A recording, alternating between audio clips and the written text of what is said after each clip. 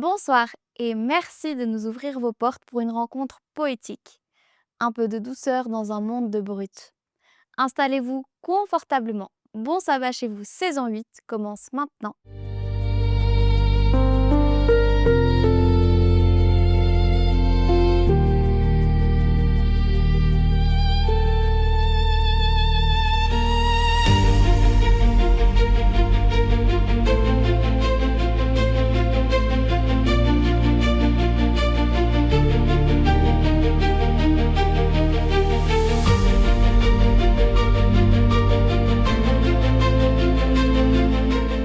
Heureuse de vous retrouver après cette semaine spéciale, mais pour l'heure, restez avec moi.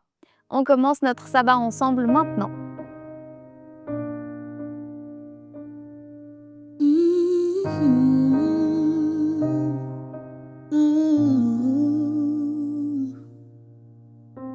C'est ton cœur que je recherche. Dès que le soleil se lève, je connais ta douce voix. Mon cœur ne brûle que pour toi. C'est ton cœur que je désire, même quand mes pensées chavirent.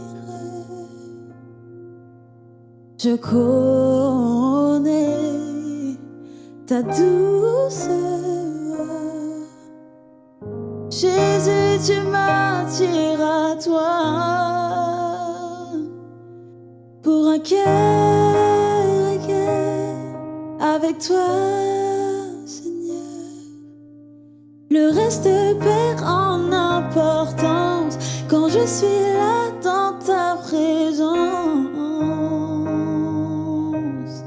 Hey, quand je suis là dans ta présence.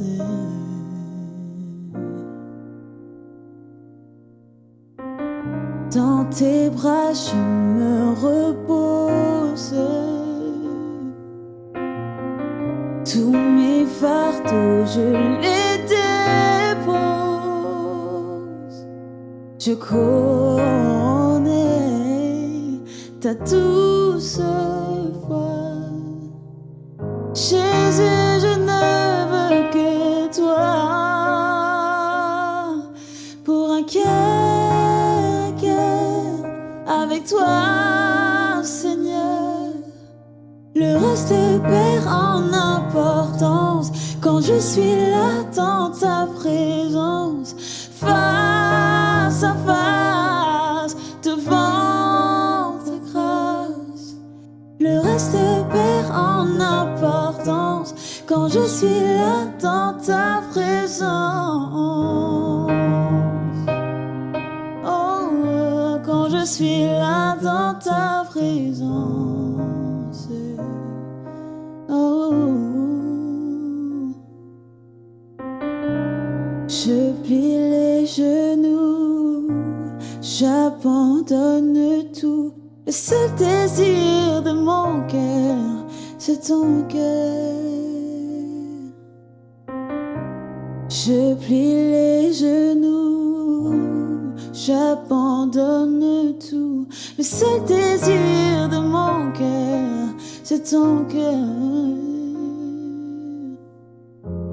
Je plie les genoux, j'abandonne tout. Le seul désir de mon cœur, c'est ton cœur.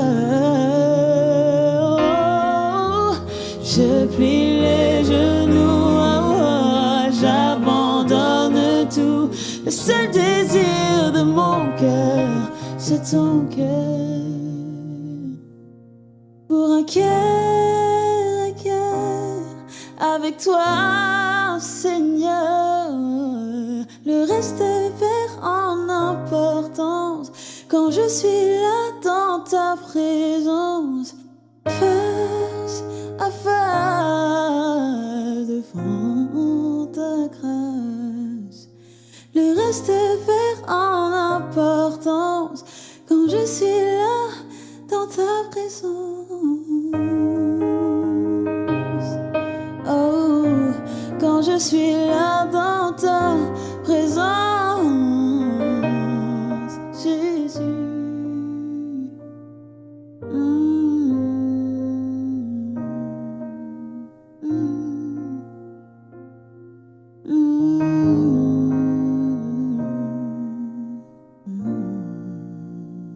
Saviez-vous que les psaumes sont un des livres les plus appréciés de la Bible? Par les croyants et même par les non-croyants, qui y trouvent un reflet de leurs propres expériences de vie et une source de réconfort et d'espoir. Jésus lui-même a cité à plusieurs reprises des passages de psaumes pendant sa vie sur terre. Et d'ailleurs, les psaumes parlent de Jésus avant même sa venue sur terre. On retrouve des mentions de Jésus de différentes manières. Dieu est cité sous différents noms. Les psaumes sont peut-être les passages de la Bible où l'on retrouve le plus grand nombre de facettes de Dieu. Ce soir, nous explorons le psaume 18, où d'entrée, Dieu est vu et cité comme un bouclier, un rocher, une forteresse, un libérateur. Je laisse donc la parole à notre invitée, Émilie Monet, qui est théologienne.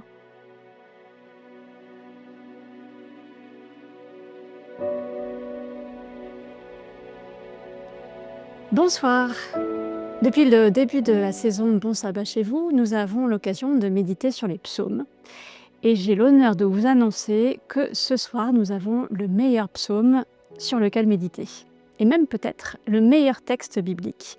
Alors, pourquoi est-ce que je dis ça? C'est parce que le premier mot de ce psaume est extraordinaire.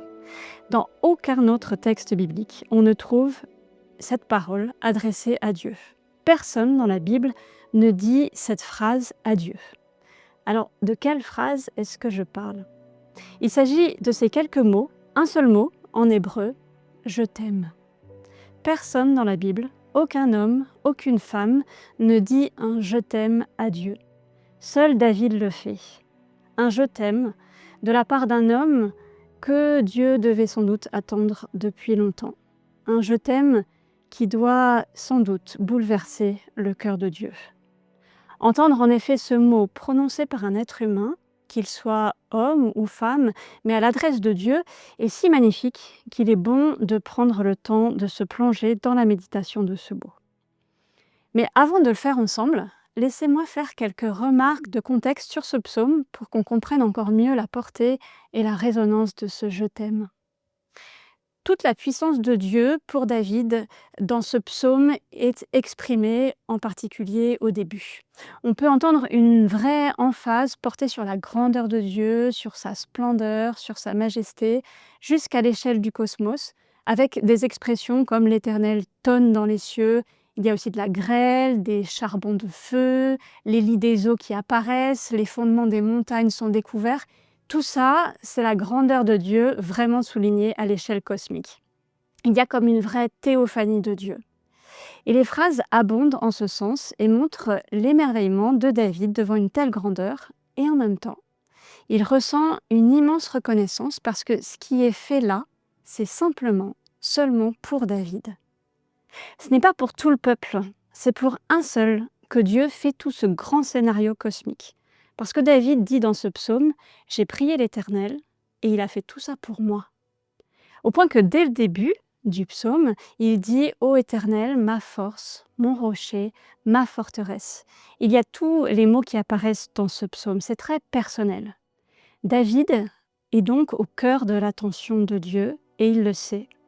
Et là, il y a une première interpellation pour nous, je crois.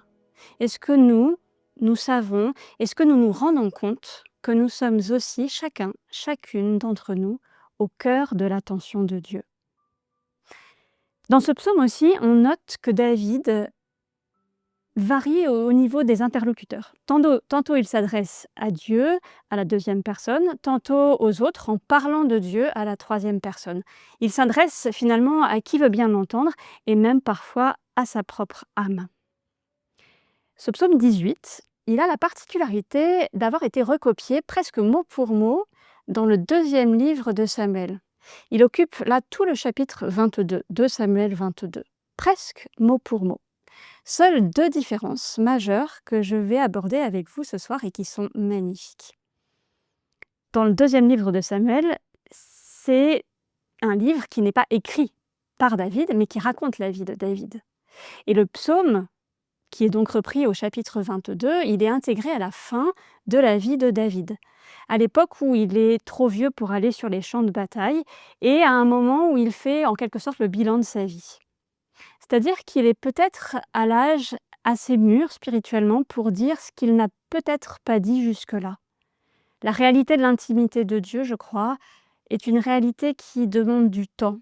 Il faut avoir longuement cheminé avec Dieu pour pouvoir peut-être mettre des mots sur la réalité de cette intimité-là. Et donc, une des premières différences entre le psaume 18 et 2 Samuel 22 se situe dans ce « je t'aime ». Pourquoi ? Parce qu'il est absent dans 2 Samuel. Et sans doute, cela ne peut sortir que dans la prière. Et je rappelle que les psaumes sont des prières. Et surtout, cela ne pouvait sortir que de la bouche de David même. On peut savoir, par la suite du psaume, que David se sait aimer de Dieu au moment où il va commencer. Parce qu'il le dit lui-même au verset 20, David va dire « Dieu m'aime ». Il emploie un verbe synonyme qui n'est pas tout à fait le même, mais c'est synonyme. Vraiment, j'y reviendrai tout à l'heure. Donc, avant même d'ouvrir le texte, avant même d'ouvrir la bouche, David, il sait que Dieu l'écoute avec amour. Et c'est pourquoi il va oser lui dire ce qu'il ne lui a encore jamais dit de sa vie et ce que personne ne lui a encore jamais dit. Ce « je t'aime » que David dit à Dieu maintenant, à la fin de sa vie, il a l'épaisseur de toute une vie bénie par Dieu. Alors le verbe qu'il choisit pour dire à Dieu son amour, c'est le verbe hébreu « racham ». C'est un verbe qui est magnifique et qui est souvent utilisé par ailleurs par Dieu pour dire l'amour que Dieu a pour nous, les êtres humains.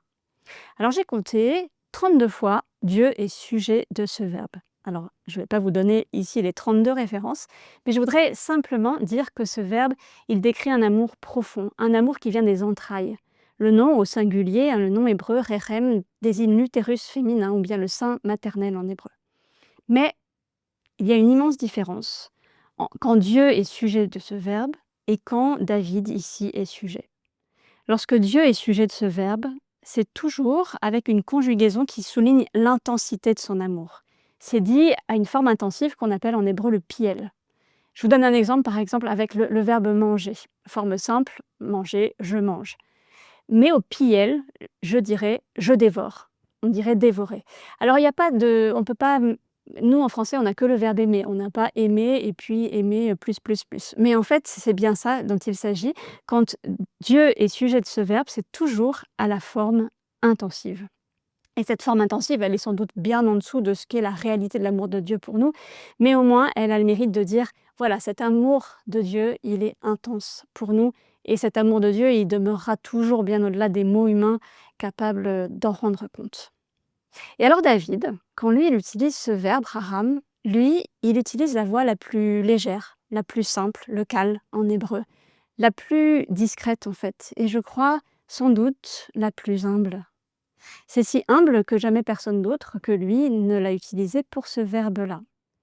Ça veut dire que quand tous les autres êtres humains, ou quand Dieu disent leur amour avec ce verbe, on peut le dire qu'ils le disent en majuscule, tandis que David, là, ici, lui, il le dit en minuscule. Et c'est cette extrême pauvreté de son amour, aussi de cette humilité de son amour que David présente ici à Dieu pour lui dire un « je t'aime » très, très et tout discret. Alors on pourrait se poser une question. Qui peut oser s'adresser ainsi à Dieu en disant « je t'aime » ? Eh bien, si David a osé le dire, je crois que s'il l'a fait, c'est parce qu'il a découvert en face de lui un Dieu humble.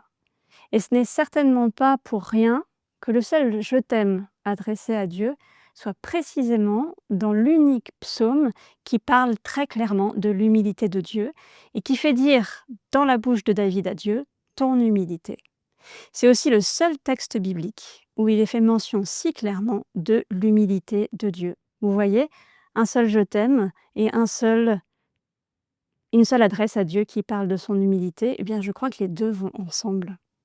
Parce que je crois qu'il faut que Dieu s'abaisse profondément pour que nous nous sentions en mesure de lui dire ce « je t'aime ». Si Dieu il est trop grand, on n'oserait pas.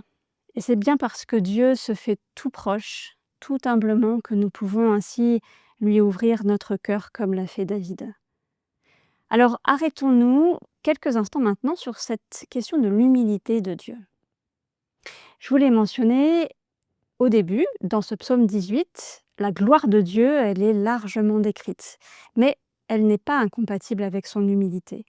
Elles sont côte à côte dans le même psaume. Et je crois que ce serait une erreur que de séparer gloire de Dieu et humilité de Dieu, ou de considérer que c'est contradictoire. C'est vrai que pour les êtres humains, c'est pratiquement impossible d'être à la fois dans la gloire et dans l'humilité. Tous ceux qui sont dans la gloire, s'ils sont humbles, ils sont drôlement perturbés dans leur humilité. Mais pour Dieu, il en va autrement. Et David, il a bien raison de souligner les deux, l'humilité et la gloire de Dieu. Alors, pour contempler ensemble cette humilité de Dieu, je vous propose de prendre le verset 36. Dans la NBS, on lit « Tu me donnes le bouclier de ton salut, ta main droite me soutient et ta réponse me grandit. » Il y a une note qui dit « On obtient cette traduction en lisant les consonnes du texte comme en 2 Samuel 22, 36.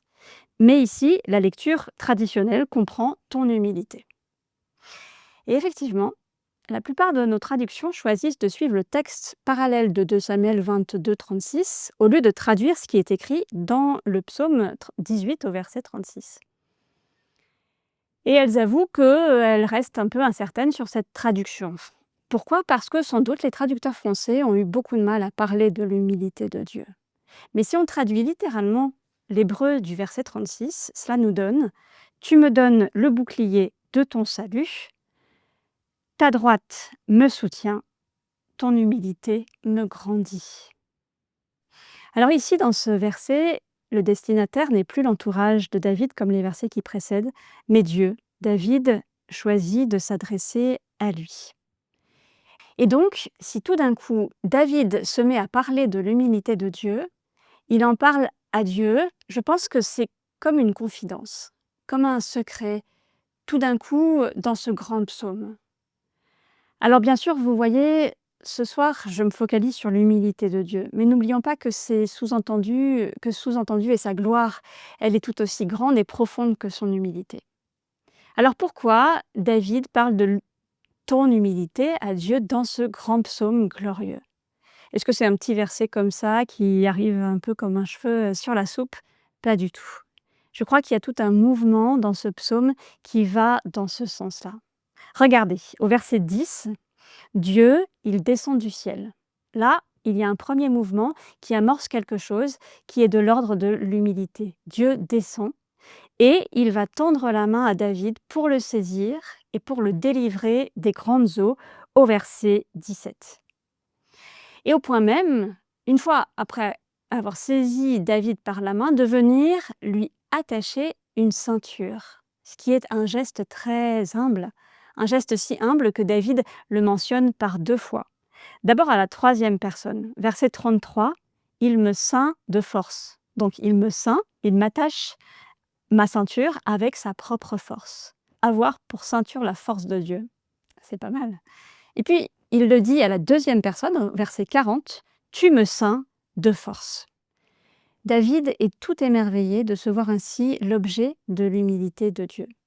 Et pour lui, cela n'enlève à rien à la majesté de Dieu. Et alors il va dire cette phrase sublime, « Ton humilité me grandit ».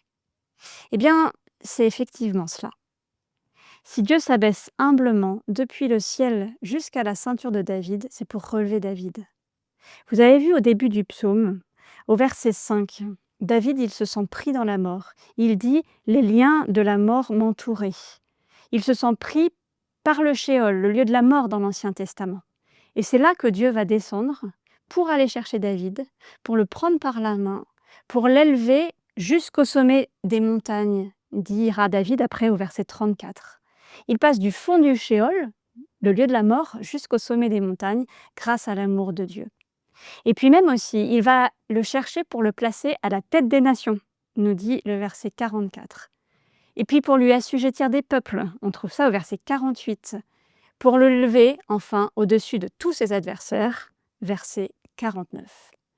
Vous voyez, c'est cette grandeur de Dieu, cette grandeur de David, donnée par Dieu lui-même en s'abaissant, par un Dieu qui a choisi de s'abaisser, qui va faire grandir David, qui va le relever, qui va l'élever. Et tout ça, dit David au verset 20, c'est parce qu'il m'aime. Alors nous aussi, sommes-nous capables de voir ce Dieu qui s'abaisse si humblement pour venir non seulement nous chercher là où nous sommes, même si c'est au plus bas, même quand c'est au plus bas, et pour nous saisir par la main, et pour nous relever, pour nous élever, pour nous faire grandir, pour nous faire aussi gagner nos combats spirituels. Ton humilité, Seigneur, me grandit. Alors on pourrait se poser peut-être une dernière question. Mais de quel épisode de sa vie David parle-t-il ici? Je vous ai dit tout à l'heure qu'il faisait un bilan de sa vie. Est-ce qu'on pourrait situer du coup cela? D'après le titre du psaume, ça se situe dans les victoires militaires. Je lis le titre du psaume de David qui adressa à l'Éternel les paroles de ce chant après qu'il l'eut délivré de tous ses ennemis et de Saül. Voilà que cela se situe quand Dieu le délivre de tous ses ennemis. C'est donc sans doute pas à la suite d'une victoire particulière, mais de toutes à la fois. Et voilà ce côté un peu étonnant de ce psaume. Parce que si vous faites attention, dans tout ce texte, qui est très long, ce psaume est le 3e plus long de la Bible, il n'y a aucun nom de lieu, aucun nom de peuple, de personne, ni Édom, ni les Philistins, ni l'Égypte, ni la Syrie, ni tel ou tel autre ennemi de David. Personne n'est nommé, pas une ville, pas un lieu. Le seul nom de lieu, quelque part, qui est nommé, ce serait, on pourrait dire, c'est le Sheol, mais ce n'est pas un lieu physique, c'est bien une sensation de mort spirituelle que David éprouve là. Et c'est assez surprenant. Et je crois que c'est une manière de dire, en fait, que là, David, il fait une synthèse de toute sa vie militaire, de tous ses combats. Et tous ces combats, sans doute concrets, militaires, mais aussi peut-être de tous ces combats spirituels. Et puisqu'il fait la conclusion de toutes ces victoires, il ne peut pas en nommer une en particulier. Il n'en nomme ici aucune. Et les premiers chrétiens ont souvent commenté ce psaume dans ce sens-là en disant, bien sûr, il y a donc tous ces combats militaires, mais c'est aussi tous ces combats spirituels qui sont ici concernés et mentionnés par David. Ce psaume célèbre tous les combats de Dieu contre aussi ces puissances infernales qui ont cherché à faire tomber David. Et alors David dit « Ton humilité me grandit ». Mais qui a pu lui apprendre que Dieu était humble? Je dis ça parce qu'il n'a pas pu le lire quelque part, ça n'apparaît dans aucun livre biblique qui était à disposition à son époque. Est-ce qu'il l'aurait entendu de la bouche du prophète Samuel ou d'un autre sage, de son père Isaïe, ou bien d'un inconnu de passage? Je n'en sais rien, évidemment. Mais je crois plutôt que c'est en fait le fruit de son expérience, de cette intimité qu'il a vécue avec Dieu, de tout ce qu'il a découvert dans sa vie, au cœur même de sa vie, de ses combats, qu'il a pu avoir la révélation de cette humilité de Dieu. Et le contexte guerrier, il est intéressant, parce que cela montre que cette découverte de l'humilité de Dieu ne s'est pas faite dans tel ou tel sanctuaire, ni même dans le palais royal, mais sur des champs de bataille. C'est-à-dire dans des moments peut-être les plus périlleux de sa vie, les plus risqués de son existence, des moments où il a peut-être ressenti de la peur, en tout cas des moments de fragilité et de vulnérabilité. Dans ces moments où la vie ne tient plus à grand-chose, sinon à Dieu et à sa force protectrice. Oui, c'est sans doute au cœur de sa fragilité humaine que David il a découvert cette humilité de Dieu. Alors bien sûr, Dieu il est humble partout, il est humble aussi bien à Jérusalem que dans le palais royal ou dans un sanctuaire, mais ici pour David, ça a été sans doute sur son champ de bataille qu'il a pu la mesurer, qu'il a pu la découvrir. Est-ce qu'il l'a découverte, cette humilité de Dieu, en un seul jour, ou est-ce que c'est petit à petit, au fil de son expérience, de toute sa vie? Je crois que le fait qu'il le dise en conclusion de sa vie, comme un bilan, peut-être juste avant de mourir, peut nous indiquer que ça s'est révélé sans doute petit à petit à lui, que ça s'est précisé, affiné, au point de pouvoir le dire alors que ça n'avait jamais été dit ailleurs dans la Bible. Vous voyez, ce psaume 18, pourquoi il est si magnifique? 2 paroles uniques. Ce premier « je t'aime » Et cet unique je t'aime, dit par un être humain dans la Bible à Dieu, et puis aussi cette parole très forte, ton humilité me grandit. David a choisi de mettre cela par écrit. Et c'est magnifique parce que pour nous, ça nous laisse une trace. Et je crois qu'il y a aussi peut-être un peu plus dans le fait de l'avoir mis par écrit. David, je crois profondément, écrit sous l'impulsion du Saint-Esprit. David est inspiré dans sa prière comme dans son écriture. Et comme quiconque qui est sous l'impulsion du Saint-Esprit, il est comme aussi sans doute dépassé par ce qu'il écrit. Certes, il dit ce qu'il y a dans son cœur, mais l'Esprit Saint s'en saisit, s'y mêle et souffle au-delà même sans doute de ce que David a pu percevoir, sans pour autant le trahir évidemment. Et l'Esprit Saint va donner à ce psaume une orientation déjà voulue par David, mais il va aller plus loin que ce que David a sans doute pu penser. Alors, qu'est-ce qu'il y a aussi dans ce texte où l'Esprit Saint et David sont associés qui est si beau à contempler? Je vous ai dit, David, il est à la fin de sa vie. Et vous savez que David, il a reçu de Dieu des promesses, en particulier pour un fils à venir. Un fils sur lequel reposent de grands espoirs. Et David, qui est à la fin de sa vie, il a pu constater que ce fils n'était finalement pas Salomon. Salomon, il l'a déjà déçu, Salomon, il a déjà déçu son entourage. Et la promesse faite sur le fils de David va au-delà de Salomon, David le sait. Salomon est grand sans doute, mais pas à la mesure des promesses de Dieu. Le fils promis à David sera plus proche encore de Dieu, plus intime encore avec Dieu, autrement plus que ne l'est déjà David et même Salomon. David sait que viendra ce fils. Il sera si proche de Dieu qu'il pourra plus que nul autre dire à Dieu son humble amour. Et je crois que c'est à ce fils-là aussi que David destine ce psaume. David, il va mourir dans quelque temps, et avant de mourir, il veut écrire ce qui sera transmis à son fils au jour où son fils viendra. Ce psaume, il est un peu comme une offrande destinée à ce fils à venir. Ce qui me fait dire ça, c'est en tout cas 2 points dans ce psaume, et je conclurai par là. Premièrement, le tout dernier verset. Je vous le relis en parlant de Dieu. Il est écrit « Il accorde de grandes délivrances à son roi et fait miséricorde à son Messie, à David et à sa postérité. » Il y a le mot « Messie » là. Vous voyez que la finale de ce psaume, elle s'ouvre sur le Messie à venir, sur la descendance à venir. Et le deuxième point qui me fait renforcer ça, ce sont les versets 21 à 25. Je ne vais pas les relire, mais vous avez un long développement sur l'innocence de David. Et quand vous lisez ça, vous percevez bien que David, à la fin de sa vie, il n'a peut-être pas tout à fait cette innocence-là. Si on relit par exemple le verset 21. « L'Éternel m'a traité selon ma droiture, m'a rendu selon la pureté de mes mains. » Alors vous savez, la pureté des mains de quelqu'un qui a tué, c'est pas tout à fait ça. Et c'est développé sur 5 versets. Et vous voyez, ce long paragraphe, quelque part, il dépasse la réalité de David. David, il n'est pas en train de parler de sa propre innocence à lui. Il sait bien qu'il est quelque part indigne du psaume qu'il est en train d'écrire.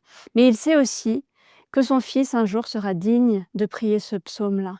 Et je crois vraiment que c'est pour lui aussi qu'il l'écrit, dans la pensée que lui pourra dire de tels versets. David, il n'a pas connu d'avance Jésus de Nazareth, sa mort, sa résurrection triomphale, mais c'était lui qui l'attendait. Et c'est ainsi, je crois, que Jésus a prié ce psaume, qui lui était destiné en fait. Et je pense qu'il a dû le recevoir comme une offrande de David, inspirée par l'Esprit Saint. Il l'a reçu pour dire ce que finalement lui seul peut dire en vérité, ce « je t'aime » qu'il dit à son humble Père au souffle de l'Esprit Saint. Et c'est lui aussi, sans doute, qui peut dire pleinement « ton humilité me grandit ». Et c'est tellement beau de relire ce psaume et de l'imaginer prié par Jésus. Je vous invite à cela.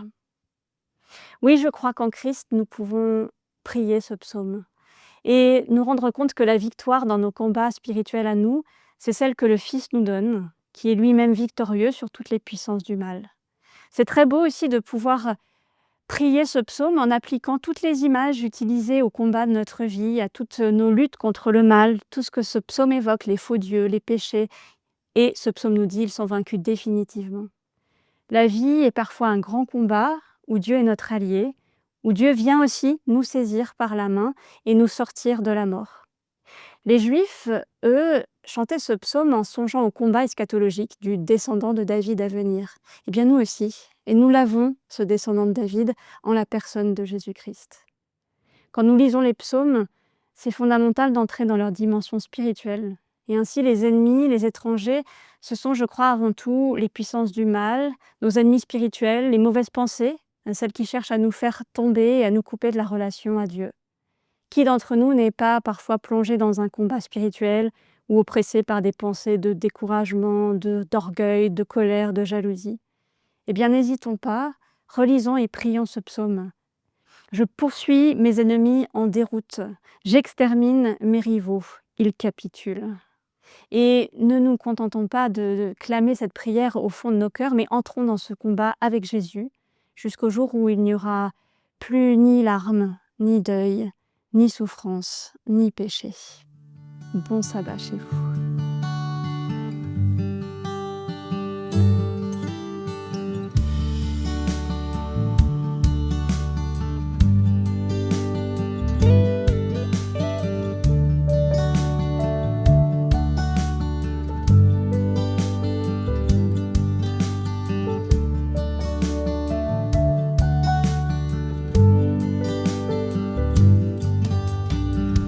Voici encore, Seigneur, pour être près de toi. Je t'appelle au secours parfois, au milieu de l'effroi. Aujourd'hui, je ne demande rien dans la fraîcheur du matin. Je suis venue te dire que je t'aime. Je t'aime, Seigneur, les mots sont bien imparfaits, mais je sais que tu lis dans mon cœur et dans ses profondeurs. Je t'aime, Seigneur, ton amour reste le même. Je suis venue te dire que je t'aime. Voici encore, Seigneur, après les beaux discours, ces symphonies inachevées sur la portée des jours. Cette fois, je ne peux garder le silence devant toi. Je suis venue te dire que je t'aimais.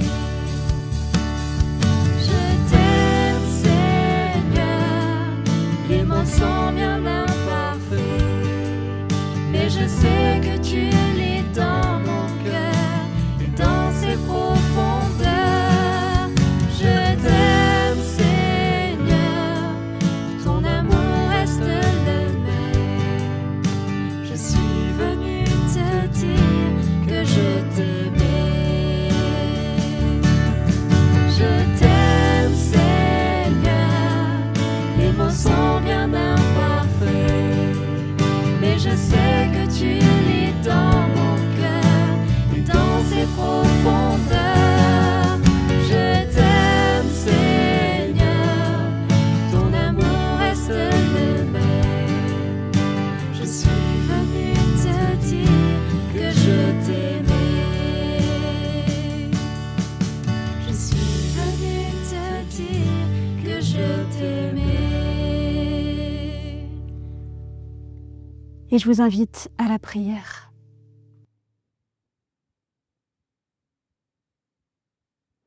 Je t'aime, Seigneur, ma force, mon rocher, ma forteresse, mon libérateur, mon Dieu. Oui, ton humilité me grandit. Seigneur, je t'aime. Amen. Merci à Émilie Monet pour le message de ce soir. Si cela vous a fait du bien de l'écouter, alors likez cette vidéo et partagez-la avec quelqu'un qui pourrait avoir besoin de l'entendre. Soyons des relayeurs d'espoir, comme on dit chez Espoir Média. D'ailleurs, vous pouvez intégrer notre groupe WhatsApp du même nom pour recevoir nos émissions directement sur votre smartphone. Tout est en description sous cette vidéo. Sur ce, je vous souhaite une très bonne soirée et je vous dis à la semaine prochaine où je serai accompagnée de Denise Goy qui abordera son thème de prédilection, la prière. D'ici là, bon sabbat chez vous!